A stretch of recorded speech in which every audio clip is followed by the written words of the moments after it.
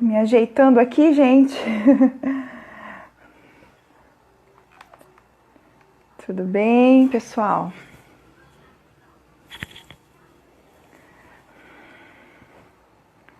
Olha, bastante gente entrando aí. Nossa, gente, tô com olheira, mas tá tudo certo. Vou aguardar o pessoal ir entrando. Tudo bem, pessoal? Olha quanta gente entrando. Enquanto isso, eu vou me ajeitando aqui, gente. Meu cabelo tá meio rebelde hoje. Rebelde.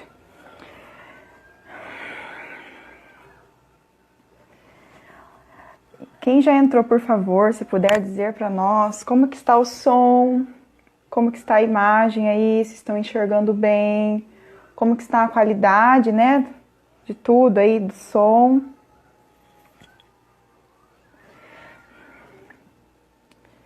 Tive que ajustar aqui meu computador aqui. Pessoal, me digam quem já entrou, se vocês me ouvem bem, se vocês me enxergam bem, tá? Fazendo um favorzão. A Ritiele disse que está excelente. Ai, muito obrigada, Ritiele. Enquanto a Ju entra, pessoal, vou dando um oizinho para vocês. A Dai entrou, Neuropsia Ana Paula, tudo certo? Vou aceitar lá o convite da Ju, gente. Então, para quem não sabe, hoje nós vamos falar sobre a diferença, né, da neuropsicologia. Deixa eu achar aqui o convite da Ju, que os comentários foram chegando aqui, eu fui perdendo, gente. Obrigada, tá? Quem está aí sempre dando apoio para nós, fico muito feliz, nossa. Já a Ju entra, pessoal. Sem ela não tem graça. Oi, Ju! Oi, boa noite. Ai, boa noite. Shows estão bem, nossa, tá perfeito. Que bom. Tudo bem por aí? Tudo jóia. Tudo bem? Ansiosa. Ai, que bom, tão gostoso, né? Falar do que a gente gosta. Eu tô me sentindo meio... né? A minha estreia nessa live. Sim, mas fica tranquila. Nossa, o pessoal é sempre muito parceiro aqui. Eu tô me achando muito branca, eu acho que eu exagerei na minha base. Não tá não, tá bom. Tá linda. Exagerei na make aqui. Obrigada, Ju.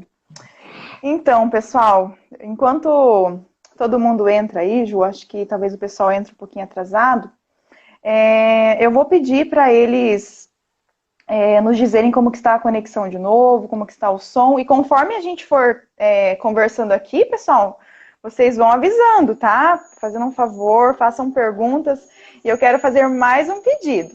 Antes da gente começar, eu gostaria que vocês clicassem ali naquela setinha, enviassem para todo mundo a nossa live de hoje, convidem os amigos, convidem os amigos de vocês que são professores, que trabalham na área da educação aí, porque nós vamos falar de alguns assuntos bem bacanas que vai ajudar aí o pessoal.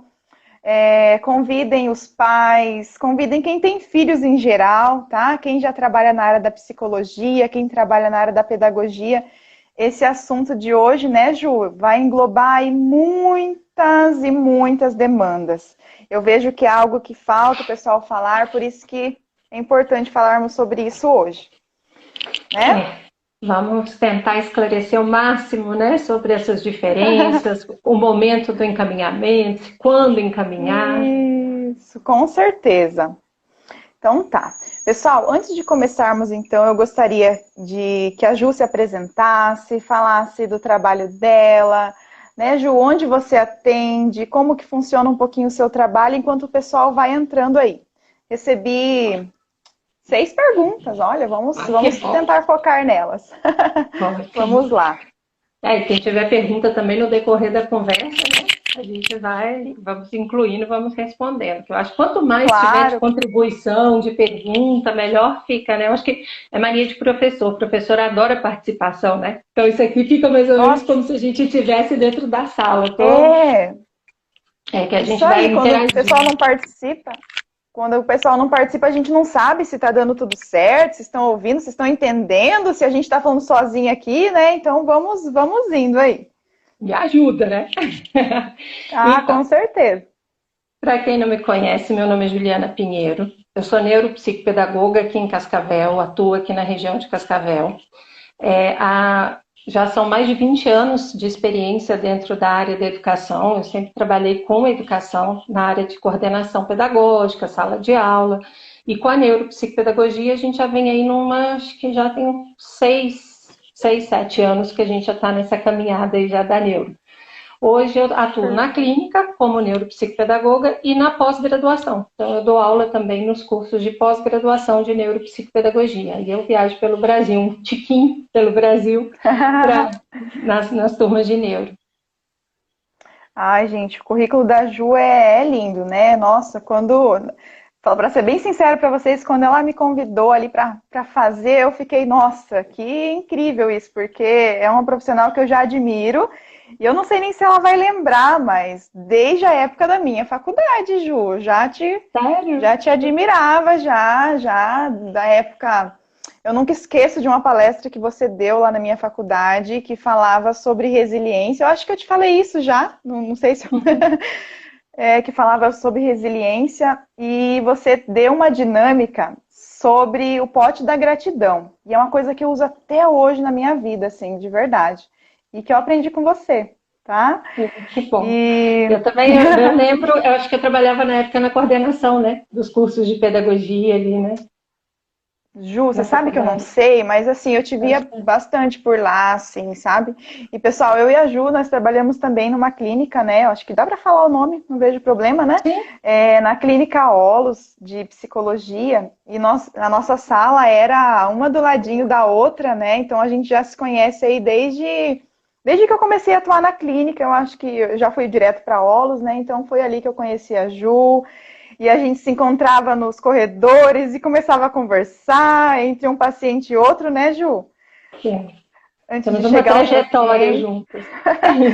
Antes de chegar os pacientes ali. Então é isso.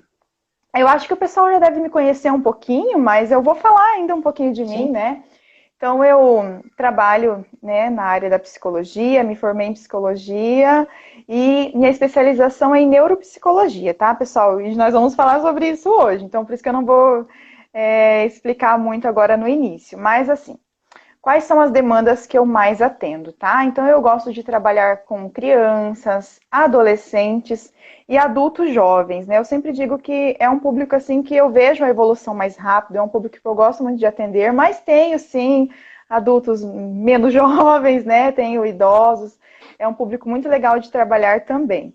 Então eu trabalho muito com reabilitação e avaliação neuropsicológica. A reabilitação, na verdade, eu estou começando agora, né? Estou aprendendo a reabilitar, mas a avaliação é algo que eu gosto muito de fazer, que é algo que me traz muita gratificação, assim, é algo que eu gosto muito. Por mim, passaria o dia inteiro aplicando teste, corrigindo, montando relatório. Essa é uma coisa que eu gosto muito de fazer, tá?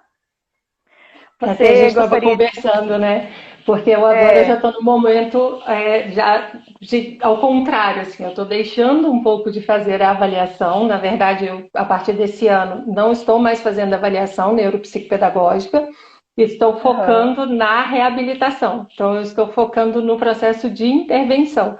Então, todos os protocolos, todo o processo de estudo e de material tem sido para esse olhar da intervenção, que é onde também eu me sinto mais confortável, onde eu me sinto com mais tranquilidade na atuação e é onde também o caminho, né? A gente vai trabalhando e eu acho que as coisas vão levando a gente, né? O fluxo vai caminhando.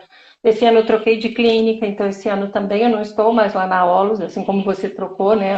Pode falar o nome aí, Ju, já divulga. Eu estou com o Marcos agora, isso, nós estamos o Marcos é maravilhoso. É um lindo, ele deve estar por aí, que ele falou que ia estar, já estava perguntando para estar aqui conosco. Acho que eu vi ele por aí também, depois eu volto ali nas conversas, mas eu acho que eu vi ele entrando. Pode divulgar a clínica, divulga, então, eu tive, assim, divulga o telefone. Tive o maior prazer esse ano de estar com eles, tanto com o Marcos, que eu já admiro muito, também o trabalho já há muito tempo, como com a Sol, que também eu amo assim de paixão. Então a gente acabou dividindo um pouco o trabalho. Então a Sol está fazendo essa parte de avaliação, eu estou fazendo a parte de intervenção, né, e o Marcos na parte psicológica. Então a gente está trabalhando em equipe, está bem bacana, é lá na Movimente, né? Nós estamos lá agora. Uhum. Isso aí, qual que é o endereço lá, Ju? Vamos tá fazer um merchan aqui. Paulo. Isso, está lá na rua São Paulo. Se não me engano, é 481, viu? Se eu estiver errado, o Marcos me corrige aí, depois me manda o número. Mas depois tem lá na página. Se o Marcos estiver por aí, Marcos, coloca o endereço de vocês, pode colocar telefone, porque é isso mesmo, a gente tem que divulgar, né? Tem que falar para o pessoal onde que eles encontram a gente. Depois, no final, eu vou pedir para a Ju falar as mídias dela, todas aí, para nós, para a gente saber onde encontrá-la também. Então, pessoal, eu atendo na Espaço Neuropsi, que fica ali também na Rua Paraná, número 1784, com a minha parceira Vanessa. E hoje, né, nós divulgamos lá, não sei se todo mundo viu aí, nós divulgamos uma novidade. Então, nós estamos aí aumentando a nossa equipe também. Se tiver algum psicólogo que tenha especialidades, né, que a gente precisa que tenha, também estamos ampliando a equipe para neurologia, eu ia falar neuropediatria, neurologia e psiquiatria e psicologia. Então, se tiver alguém aí querendo fazer parte da nossa equipe, entre em contato com a gente, depois eu vou deixar nosso telefone aqui, tá bom? E vamos ao que interessa, né, Ju? Olha lá, o Marcos colocou o endereço. Isso. Rua São Paulo, 481 Centro, o telefone lá da Movimente é 3306-5873. Obrigada, Marcos. Se quiserem contribuindo aí, vamos conversando. Por favor. Perfeito. Então vamos ao que interessa, né, Ju? Nosso assunto de hoje é a diferença, então, pessoal, entre a neuropsicologia clínica e a neuropedagogia clínica também, né, Ju? Mas a neuropedagogia dá para trabalhar em outra área também, né? Isso. Então, a gente vai focar dentro da neuropsicopedagogia e a neuropsicologia. Qual que é a diferença entre as duas, né? Quando procurar cada um dos profissionais? Uhum. O que você prefere, Ju? Começar pelas perguntas ou prefere você ir falando do conceito? O que fica melhor para você? Eu tenho minha colinha aqui no meu outro celular. Joia. Não, vamos fazer. Eu acho que seria bom primeiro a gente dar um conceito de cada uma das duas e depois a gente ir moldando em cima das perguntas como que é a atuação de cada uma, né? Perfeito, porque, assim, bem pedagógico. Porque assim, ó, a neuropsicopedagogia, a nossa atuação, o nosso objetivo é trabalhar com a aprendizagem e o desenvolvimento humano. Então, o nosso olhar ele é todo focado em cima da aprendizagem. Né? A gente tem como objetivo essa parte do desenvolvimento do ser humano, da aprendizagem, com esse enfoque, com esse viés, tendo como base, o que a gente tem como base? A pedagogia, a psicologia cognitivo, né, cognitivo-comportamental, e a neurociência. Então, a gente sempre, todos os nossos protocolos, todos os nossos olhares, tanto para avaliação como para intervenção, sempre está pautado em cima dessas três ciências, tendo como objetivo a aprendizagem e esse desenvolvimento. Então, esse é o nosso foco maior, é o nosso carro-chefe ali, vamos dizer, da neuropsicopedagogia. Quase respondendo já a pergunta, né, Ju, logo de início, mas é isso, pessoal, essa é a diferença aí, né?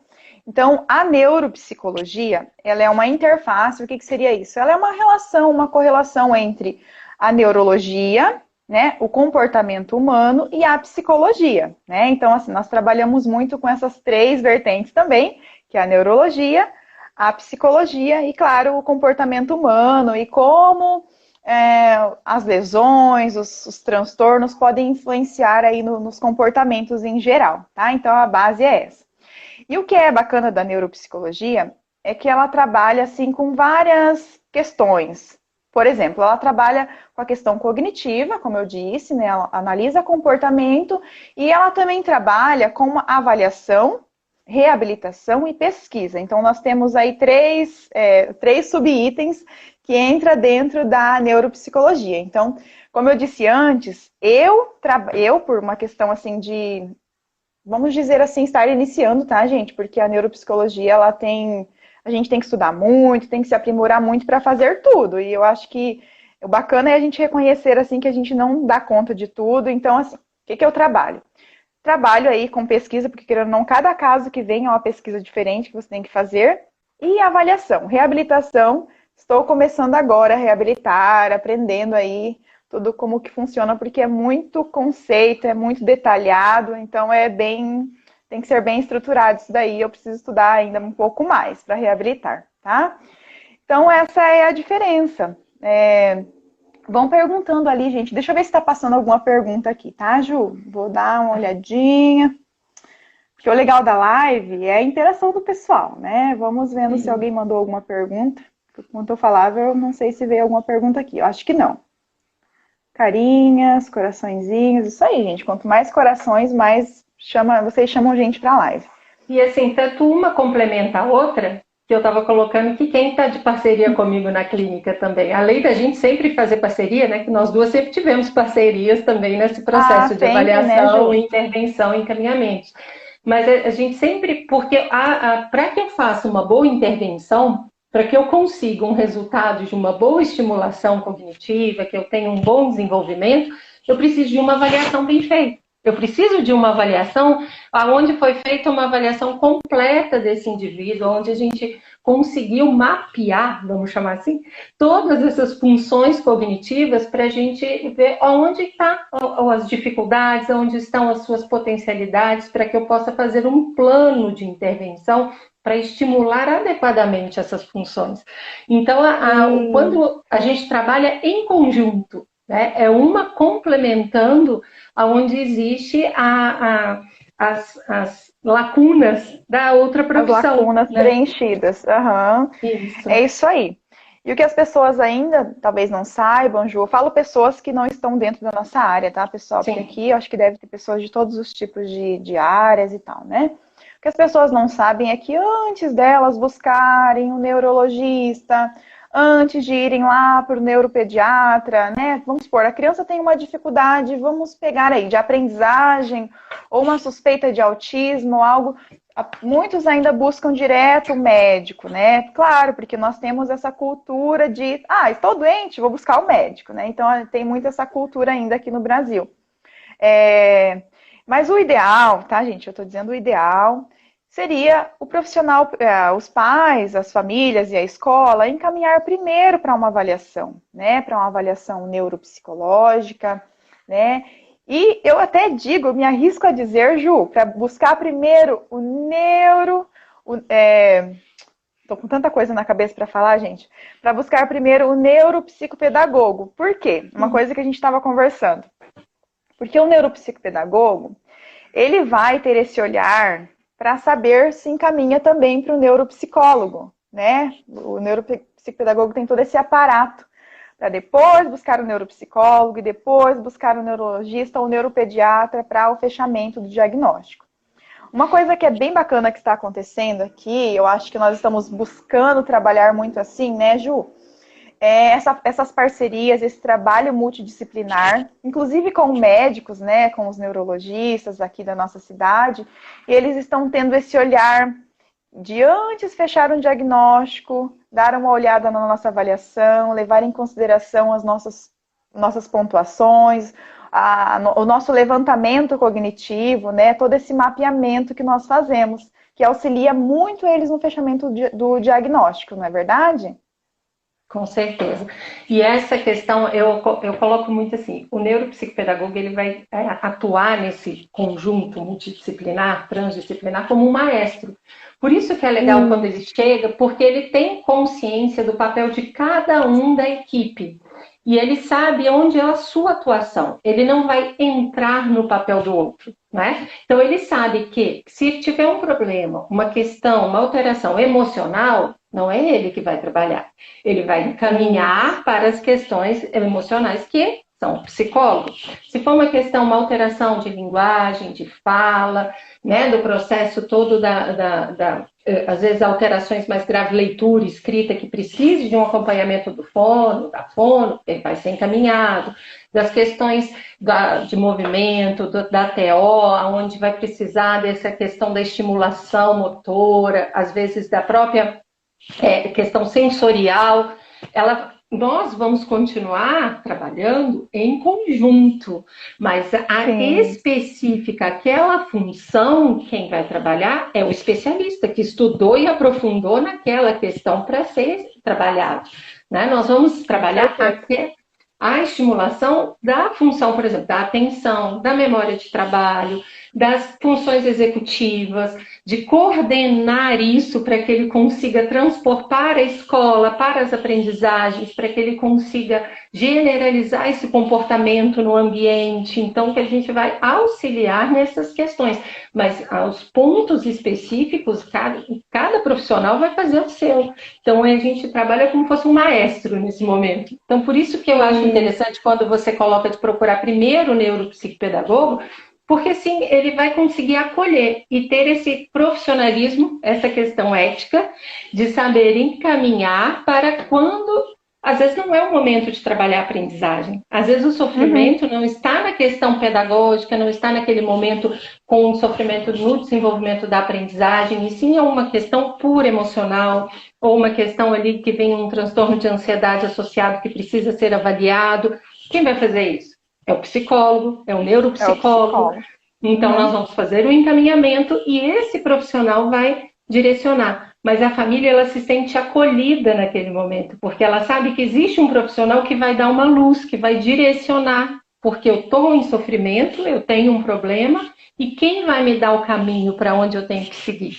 Né? Então, é bem bacana, isso ajuda bastante. Perfeito, Ju. E você sabe que, assim, 70% dos casos que eu recebo, em grande parte, tem alguma questão emocional. O que seria isso? Às vezes vem aquela criança com um diagnóstico, até quase respondendo uma pergunta que veio aqui. Às vezes a gente recebe uma criança que tem uma suspeita de TDAH, né? Transtorno de déficit de atenção e hiperatividade. E nós vamos investigar, e essa criança está passando por várias questões em casa, questões externas, por exemplo, separação dos pais, sei lá, às vezes perdeu alguém da família, ou a criança ela tem um transtorno de ansiedade mesmo, né, por questão genética e tudo mais. Então a gente acaba percebendo que muitos casos que chegam até nós, grande parte são emocionais. E o que nós temos que trabalhar primeiro? Primeiro trabalhamos a questão emocional com a criança, para depois trabalharmos e verificarmos se tem um prejuízo nas funções, né? Então, como você falou, Ju, nós trabalhamos muito com funções cognitivas. E o que seria isso, né? Então, seria as funções que nos auxiliam aí na vida, em tudo, né? Por exemplo, memória é uma das funções assim mais importantes, né? Atenção, função executiva, que daí vai entrar controle inibitório, flexibilidade mental, vai entrar, então, linguagem, percepção. Nós temos, então, várias funções cognitivas para avaliar, então, com testes específicos, com baterias, né? Temos aí os famosos VISC, VAIS, VAS, e o VAIS agora, na verdade, ele está desqualificado, né?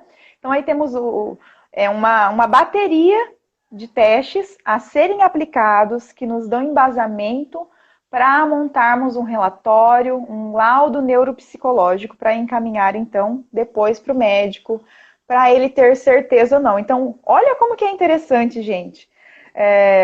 Se o médico está com dúvida, se a criança tem um problema emocional e ele tem uma dificuldade ou um prejuízo na função, os testes vão mostrar. E daí ele vai saber como direcionar tudo isso, se ele vai passar um medicamento ou não para essa ansiedade, se ele vai passar um medicamento ou não, né? Porque às vezes os médicos também têm esse olhar, né? De, esse não precisa de medicamento, esse precisa. Um medicamento para auxiliar aí nas dificuldades atencionais, que isso tudo é o médico que faz, tá, gente? Neuropsicólogo e neuropsicopedagogo não medicam, já respondendo uma pergunta que eu recebi, tá? Então, só quem pode medicar é o médico, neurologista, ou psiquiatra infantil, o neuropediatra, tá bom? Nós não medicamos, nosso trabalho é com as terapias, é com estimulação. É isso.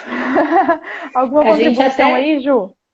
A questão da medicação é bem importante, assim, a gente tem o conhecimento da medicação, porque é fundamental a gente saber qual é a medicação que o paciente está tomando, porque vai interferir no teste, vai interferir na estimulação, vai interferir em todo o processo, mas a gente não interfere em questão de medicação, se vai tomar, se não vai tomar, a dosagem, é médico que cuida de medicação.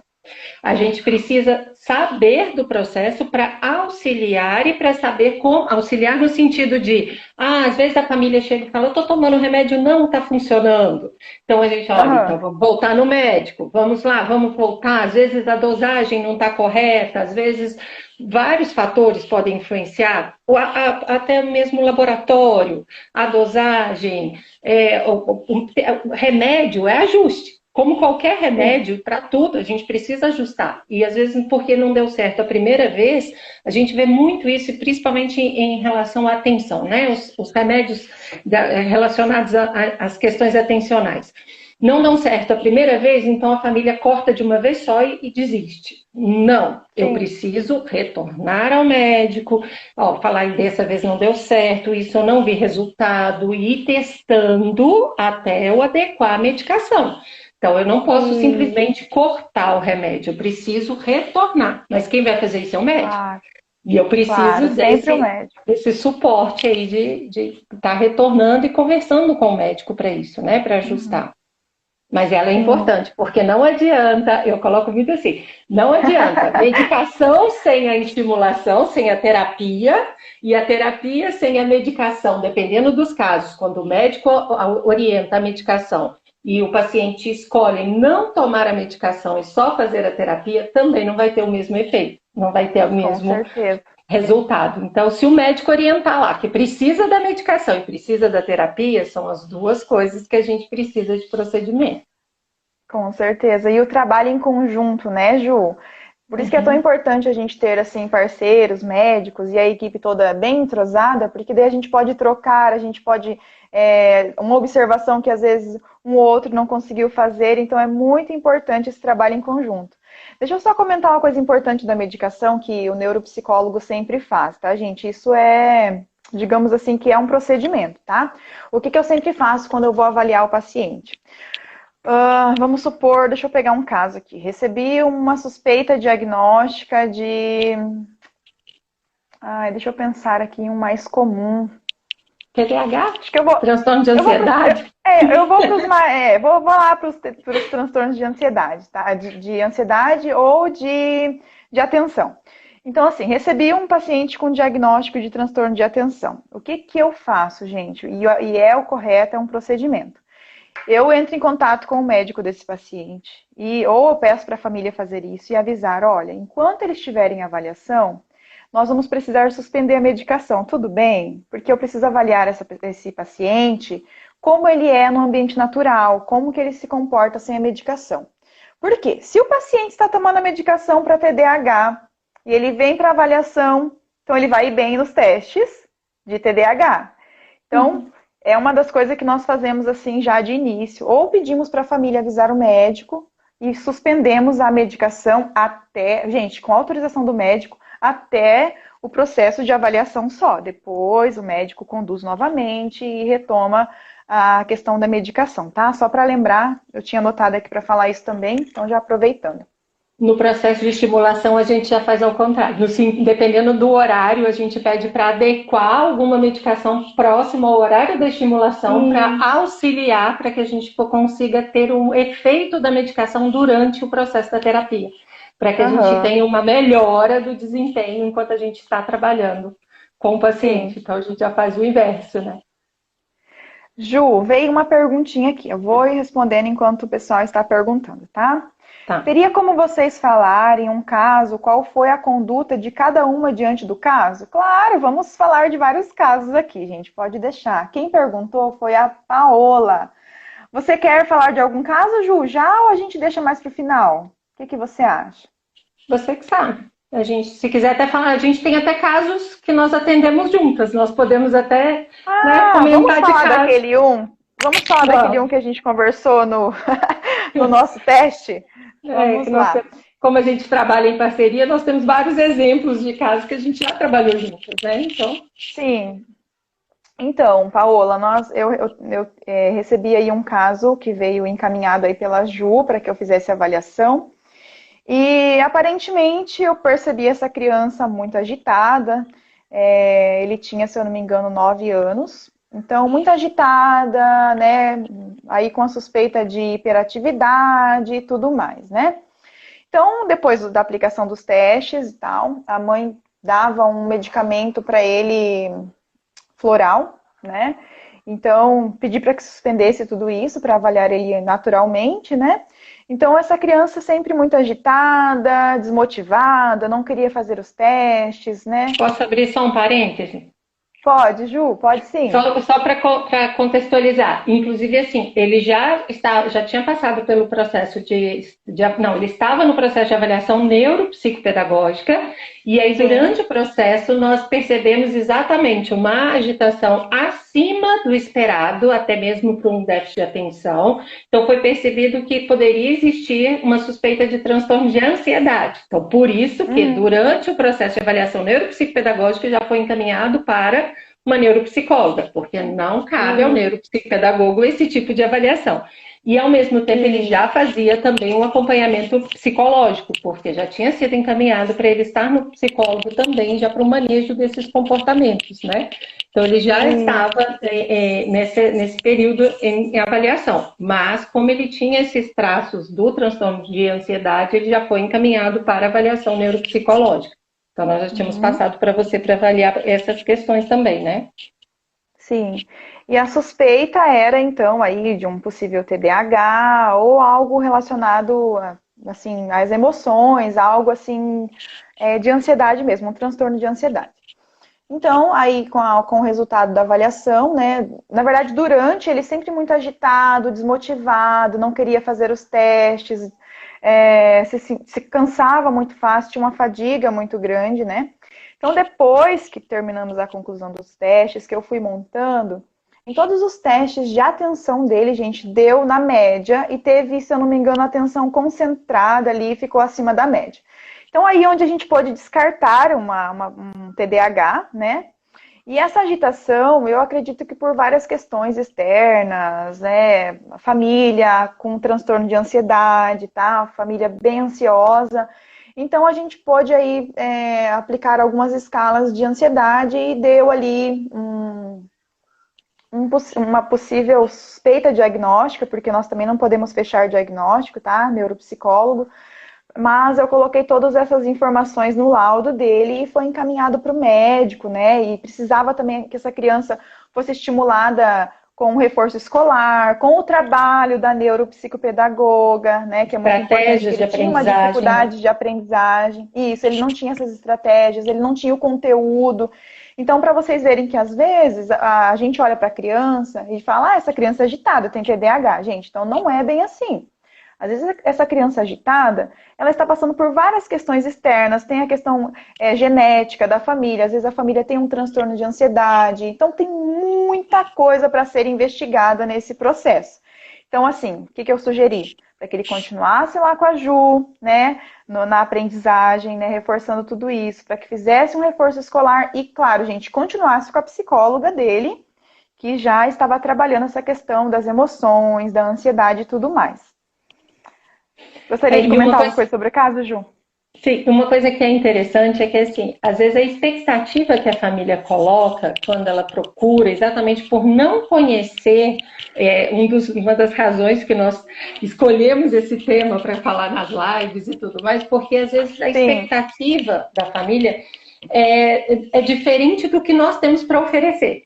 Por quê? Claro. Quando se fala assim, vamos para o neuropsicopedagogo, porque tem questões de aprendizagem, aí então a Juliana vai trabalhar conteúdo, porque ele tem déficit de conteúdo. O neuropsicopedagogo não vai trabalhar conteúdo. A gente vai trabalhar, eu sempre dou o exemplo que a gente vai trabalhar, é como assim, vai trabalhar o solo, para depois vir um professor e plantar a sementinha ali para poder, para o conteúdo brotar. Mas a gente trabalha o solo, a gente não trabalha a semente. né? Então a gente prepara esse solo. Esse solo tem que estar bem preparado, ele tem que estar bem adubado, ele tem que estar bem fofinho, ele tem que estar bem preparado para receber ali a sementinha, conteúdo, que é o conteúdo, né? Uhum. Mas ele tem que estar, esse é o nosso papel. Então, às vezes, a família chega com tarefa de casa para a gente fazer, ou com os cadernos, né? Com o conteúdo, achando que a gente vai estudar para a prova. Então, tem prova amanhã, você vai estudar para a prova. Não, nós não vamos estudar para a prova, porque o conteúdo não é o nosso papel ali dentro do espaço clínico. O nosso papel é estimular as funções para preparar para que ele possa buscar esse déficit de conteúdo, seja com um professor, seja com qualquer outra estratégia de aprendizagem que a gente pode estar acompanhando e deve estar acompanhando junto, orientando, está em parceria com a família, com essa equipe, mas não somos nós, enquanto profissional clínico, que iremos trabalhar esse conteúdo com a criança ou com o adolescente, né? Conteúdo, então, né, Ju? Até falando de legislação, é na escola, é com o professor regente da escola, tá, gente? É num reforço escolar. Então, assim, o trabalho do neuropsicopedagogo, como a Ju disse, explicou perfeitamente bem, é estimular, né, Ju? Sim. Estimular, trabalhar essas dificuldades.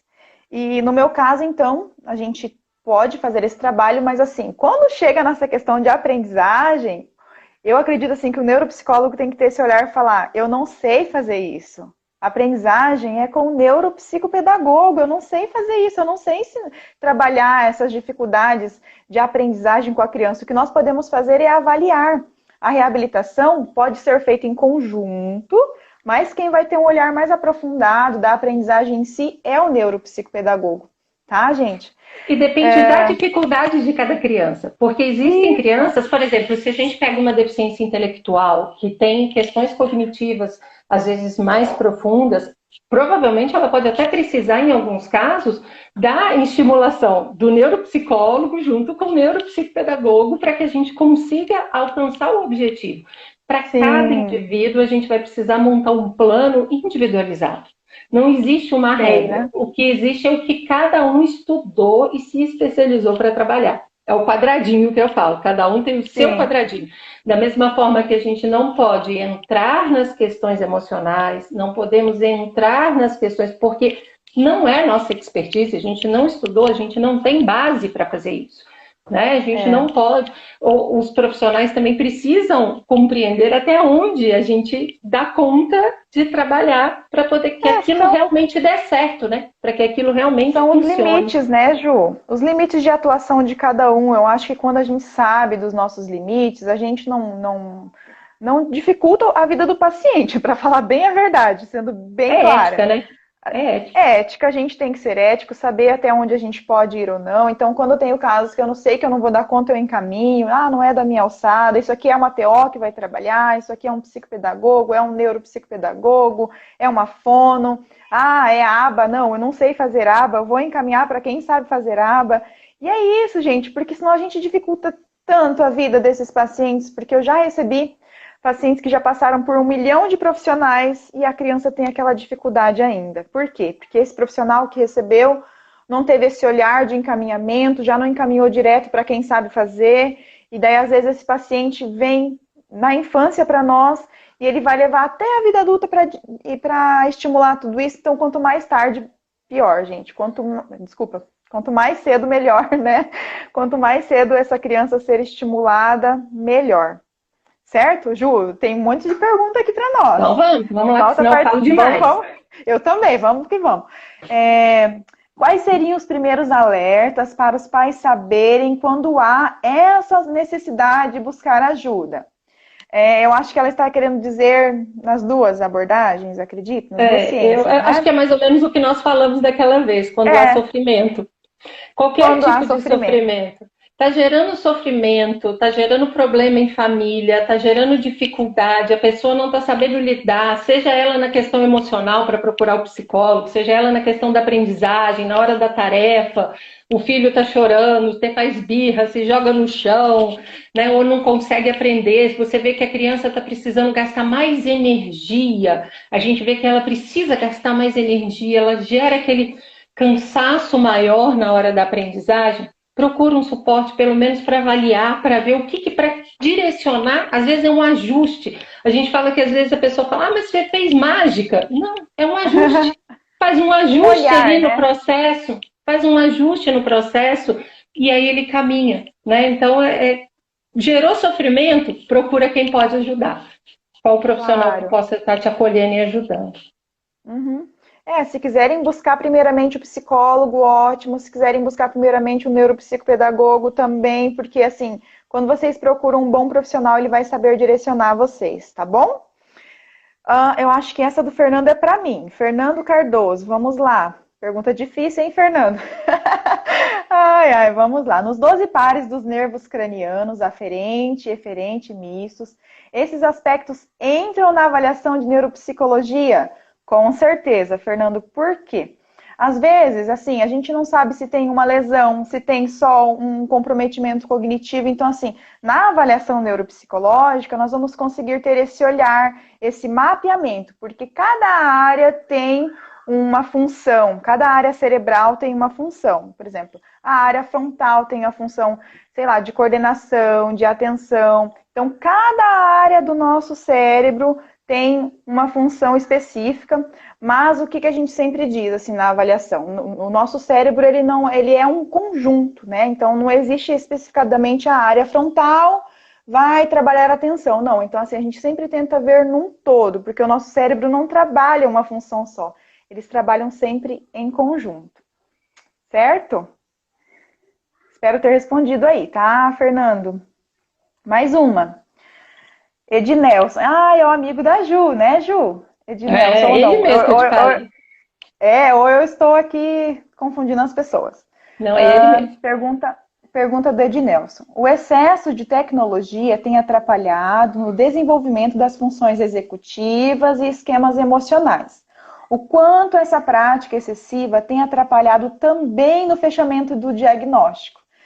Ótima pergunta, Ednelson, com certeza. A tecnologia, ela vem influenciando também positivamente, tá? Porque hoje em dia a gente sabe que tem vários métodos tecnológicos que ajudam a estimular as áreas cognitivas, mas, como você mesmo disse, o excesso sim prejudica. Então, por isso que na avaliação, eu sempre digo assim, Ju, a anamnese, tanto do neuropsicólogo e do neuropsicopedagogo, deve ser bem completa. E a gente tem que perguntar como que é a AVDs dessa criança. E o que é a AVDs? É as atividades diárias. O que essa criança faz? Então, essa pergunta não é uma pergunta aleatória quando a gente faz para os pais. Nós perguntamos por quê? Porque nós queremos saber quanto tempo que essa criança fica ociosa, quanto tempo que essa criança sim fica num computador, quanto tempo que essa criança fica num celular. Então, tudo isso vai ajudar a gente a ter um olhar também para a seleção dos testes e, claro, para depois fazer as recomendações finais do caso, né? Onde a gente faz os encaminhamentos, tá bom? Isso influencia Gostaria de complementar, tanto, Ju? Influencia tanto que, assim, até mesmo no processo, que a gente pensa que a anamnese ela vai ajudar só no processo de avaliação. Mas, por exemplo, mesmo a criança já passando pela avaliação e vendo para a intervenção, eu não monto um plano de intervenção sem fazer uma outra anamnese com os pais, exatamente para pegar todos esses pontos, para que eu consiga montar um plano bem individualizado e para que eu faça os ajustes. E um desses pontos de ajustes é a rotina, são essas independências, né? São essas autonomias dela no dia a dia e as questões dos ajustes aos excessos, às exposições ao eletrônico, a como que é a questão horário de dormir, tudo isso que influencia muito. A gente vê que à medida que a gente vai ajustando, até mesmo horários, assim, de usar muito à noite, horário para dormir pouco, isso tudo influencia no comportamento, influencia na agitação motora,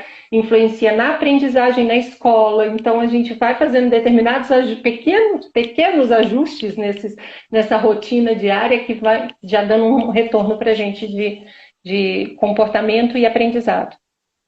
Claro, e uma das coisas que a gente trabalha, né, Ju, é isso, é auxiliar a família a ter esse olhar dos excessos e auxiliar, assim, nas outras estratégias de aprendizagem.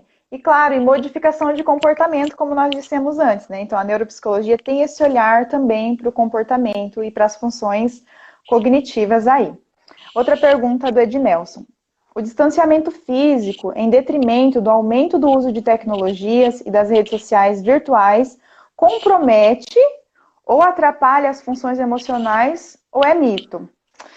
Então, Ednelson, olha, a gente teria que avaliar um caso em específico, sabe? É o que a gente sempre diz, né, Ju? Vai depender Pergunta para muito ele, o que, que do você acha, Ednelson? O que, que você acha? O que você acha aí, né? Mas, assim, a gente teria que avaliar um caso em específico. É o que às vezes as pessoas fazem umas perguntas pra gente, assim, às vezes, sei lá, mandam mensagem e perguntam, um problema. Então a gente tenta sempre ver um caso em específico, porque às vezes não, às vezes sim. Mas, Não, é claro, e eu vejo uma coisa muito que eu sempre assim. falo é o excesso, né, Ju? O Eu vejo muito excesso, assim. sim. Tem tido muito estudo a respeito disso. Assim, tem eu não sei se você já leu algum estudo do Dr. Nabuco, Cristiano Nabuco. O Dr. Cristiano Não Nabuco, conheço, vou anotar. ele tem assim, muito estudo na questão da influência dos eletrônicos no desenvolvimento, tanto cognitivo como emocional das crianças. Ele tem bastante, e ele não só tem os estudos, como ele é muito didático. Então ele tem bastante entrevista, ele tem muita publicação dele em revistas e tudo, falando sobre essa influência, sabe?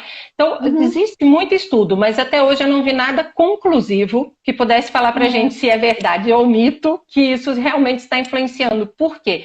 É uma geração diferenciada, onde a gente está aprendendo com novos meios de comunicar, de desenvolver essas relações pessoais. Então, a gente está tendo que se modelar também e aprender a essas novas relações. Agora, Claro. fato é, as habilidades socioemocionais estão comprometidas. Então, as ferramentas para lidar com essas habilidades socioemocionais, a gente está precisando reestruturar e trabalhar de uma forma mais assertiva para que a gente possa utilizá-las de uma maneira mais eficaz. Eu acho que realmente a gente não está conseguindo, nos momentos de crise, pegar a nossa sacolinha com as nossas ferramentas e colocá-las em prática, né? Mas claro. a gente não pode culpar de todo a questão dos eletrônicos. Eu acho que é muito mais ampla aí a discussão. Por quê? Olha o que eu gosto de comentar também. Tem essa questão do excesso, e às vezes, gente, isso depende muito dos pais, de como que é a criação, de como que estão esses limites em casa, de como que estão as regras, né? Então, assim, meu filho fica muito no celular. Tá, mas e você como pai, como mãe, como família, como que está sendo o seu comportamento diante disso? Como que vocês estão trabalhando essa questão aí, né, dos limites e tal? Então, assim, por isso que eu digo, tem muita coisa para avaliar aí, tá, Ednelson? Mas se você quiser, de repente, comentar um caso depois em específico, a gente pode analisar junto, né, Ju? Pode ser assim? Podemos fazer uma live com ele. Eu tô doida para fazer uma live com ele, ele ainda não aceitou. Perfeito. Perfeito. Vamos fazer Podemos uma live sim. com ele. Eu acho que acabaram as perguntinhas aqui, Ju. Deixa eu ver quanto tempo que nós temos. Ó, 48 já. Nossa, eu digo para você que passa rápido. E tem as que a gente recebeu ainda, né? Nós já respondemos todas das que o pessoal enviou, não? Deixa eu ver se eu tô pulando alguma aqui. Nossa, bastante comentários aqui. Gente, obrigada, eu tô tão tá? feliz. Eu vi um monte de gente conhecida. Eu não consigo ler. Eu vou confessar que eu não consigo ler, que eu tô vendo ali do computador, eu só vejo as carinhas e os emojis, mas ler o que tá escrito eu não consigo, porque tá de longe. Que a gente fica concentrada, né, Ju? A gente fica aqui tentando pensar para dar resposta para eles, mas o Ednelson fez outra pergunta. Achei outra pergunta dele aqui. Maria. Ele vai ver comigo depois. Mas essa é uma pergunta legal que ele fez. Eu acho ele é muito. Como vocês, né, avaliam o uso da PNL em ambas as áreas, psico e pedagogia? Eita, nós, vamos lá, vamos falar de polêmica aqui, né, Ju? É bem a cara dele, joga gasolina, joga. Vamos fazer polêmica aqui, né? Então, olha, eu vou falar de mim, tá, Ju, bem rapidinho assim. Eu acho que essa questão da PNL, eles utilizam aí muitas técnicas da psicologia, né, da abordagem cognitivo-comportamental, Eu, para ser bem sincera, eu nunca estudei isso, eu não sei como que funciona, mas a gente tem que sempre cuidar com a questão científica, tá, gente? Tem que ter um respaldo científico, tem que saber de onde que as pessoas estão buscando, em quais artigos qual estudo que foi feito. Então, assim, nós trabalhamos com ciência. Então, a gente tem que tomar muito cuidado. Será que essas técnicas que estão utilizando por aí realmente é ciência ou não? Então, essa é a minha visão. Qual que é a sua, Ju? Então, eu vou falar o que eu costumo dizer até na aula para os meus alunos. A nossa Sim. base, lembra, vamos voltar lá, é neurociência. O nosso nome já vem, é neuro, então o que vem encabeçando ali a nossa prática, a nossa teoria e prática é a neurociência. Então, depois que a gente descobre a neuro, o que a gente começa a ter ser mais criterioso em selecionar tanto cursos como aplicações, aquilo que a gente procura mais o que tem evidência científica. Eu não coloco, a PNL presta ou não presta. Não existe até o momento nenhum estudo que evidencie a efetividade da PNL. Ela usa técnicas que são da psicologia, mas até hoje não se foi comprovado que o método, da forma como é utilizado, tem uma evidência científica. Se amanhã comprovarem que tem uma evidência científica, ótimo. Vou estar lá fazendo o curso, vou estar lá estudando. Vou fazer também. Hoje eu não gasto meu tempo, meu dinheiro, procurando estudar essa técnica, porque não tem evidência científica. Então, como a minha base é a evidência científica, todos os cursos que eu faço, o meu primeiro critério para escolher existe evidência científica a respeito dessa técnica, desse método, dessa teoria? Tem. Então eu vou fazer. Porque a gente tem muita coisa hoje já para aprender, né? A gente está vendo assim, é muita coisa para estudar, é muita coisa para aprender. Não quer dizer que o que não tem evidência, o que ainda não houve estudo, a gente vai jogar fora. Mas quem defende a ideia, vai lá, estuda, pesquisa, porque a gente a gente precisa. Mas hoje a minha atuação, principalmente dentro do espaço clínico, é com aquilo que já tem evidência científica. É embasada nos protocolos que já têm o reconhecimento e a evidência. E eu acho muito mais, vamos dizer, a palavra seguro, né? É muito mais seguro para a gente já trabalhar com aquilo que já foi pesquisado, que já foi comprovado, que já tem um respaldo científico, porque a gente já tem uma história aí. Para que a gente vai ficar lá inventando, né? Trabalhando naquilo, testando se vai funcionar, se não vai funcionar, se a gente já tem um protocolo pronto. Então é mais nesse sentido. Com certeza. A gente, resumindo assim, né? A gente sempre tenta pensar assim, na ciência, na neurociência, no que é testado, no que é comprovado, utilizando todo um respaldo científico mesmo, gente. Não tem como a gente trabalhar com algo que a gente não tem certeza, a não ser que seja algo assim, vamos supor, a gente não entra muito nessa questão religião e tal, então não é isso, tá? Então, ciência e neurociência, beleza? E mesmo assim, se a gente é profissional, a gente não vai entrar dentro dessas questões, né? Dentro do espaço clínico. Então, isso a Juliana pessoa, mas a Juliana muito profissional é outra história, né? Isso, muito pessoal. Mais uma pergunta aqui, Ju. Heleno Licurgo. Acho que é isso, espero ter lido o nome dele certinho.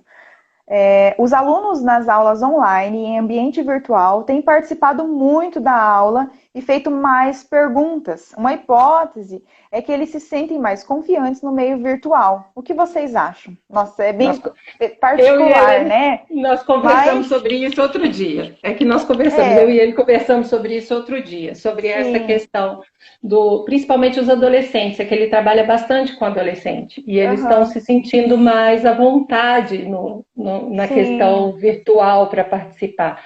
Eu acho que tem um primeiro ponto, é que eles são dessa geração, então eles são confortáveis com a tecnologia. Quem está sofrendo somos nós. Os professores estão sofrendo para se adaptar, a coordenação, a direção, nós estamos sofrendo. Eles estão muito mais adaptados a isso, porque eles fazem parte dessa geração. Então, para eles estão numa ferramenta onde faz parte da vida deles, onde eles estão acostumados a interagir, onde eles estão acostumados a se relacionar, né?